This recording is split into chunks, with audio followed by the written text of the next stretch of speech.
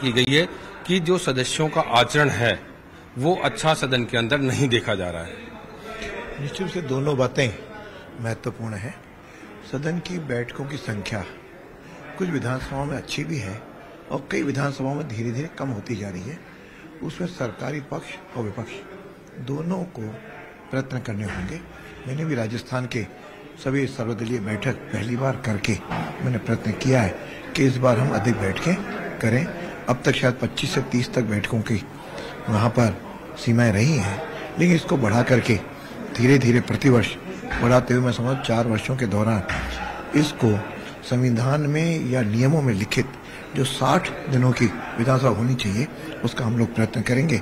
इसमें दोनों पक्षों को साथ में लेकर के हम लोग इसको कार्य परिणति करेंगे।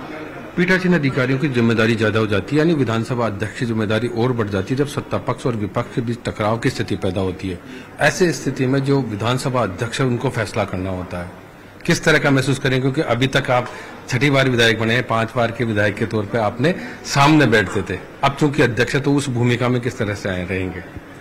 निश्चय ये भूमिका अलग प्रकार की है, लेकिन चूंकि पहले का अनुभव पक्ष का भी अनुभव है, विपक्ष का भी अनुभव है, इस नाते दोनों पक्षों के साथ मैं यदि निष्पक्षता से निर्णय करने का वहाँ पे परिस्थितियाँ बने और निष्पक्षता से व्यवहार किया जाए तो काफी कुछ समस्या का समाधान निकल सकता है। एक चिंता इस बात की भी जाहिर की गई कि केवल बजट पास कराने का ही सदन एक माध्यम है, दूसरा कोई बिल या अध्यादेश को बिल के रूप में पारित कराने की एक संस्था के रूप में देखा जा रहा है। पूरी तरह से जो उपयोगिता की बात हो रही है, उसकी उत्पादकता बढ़ाने की बात हो रही है, लेकिन हो नहीं पा रही है, लेकिन लगातार प्रयास भी जारी है। हालांकि इससे सरकार के भी रोल रहता है।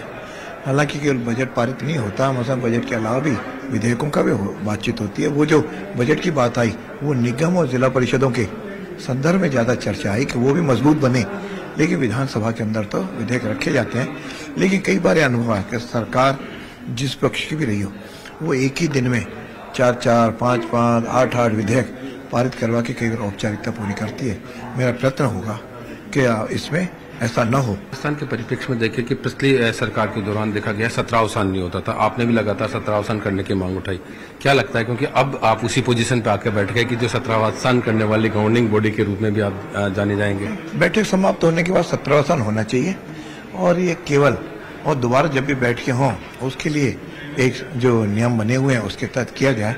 मुझे लगता है कि पहला ये जो अपना धन्यवाद पारित होगा और वोट ऑफ अकाउंट्स होगा उसका हम 17 अवसान निश्चित रूप से करेंगे। सदन की उपयोगिता बढ़े, इस पर प्रभावशाली तरीके से किस तरह से लागू किए जाए उस पर यहाँ चर्चा होने वाली है।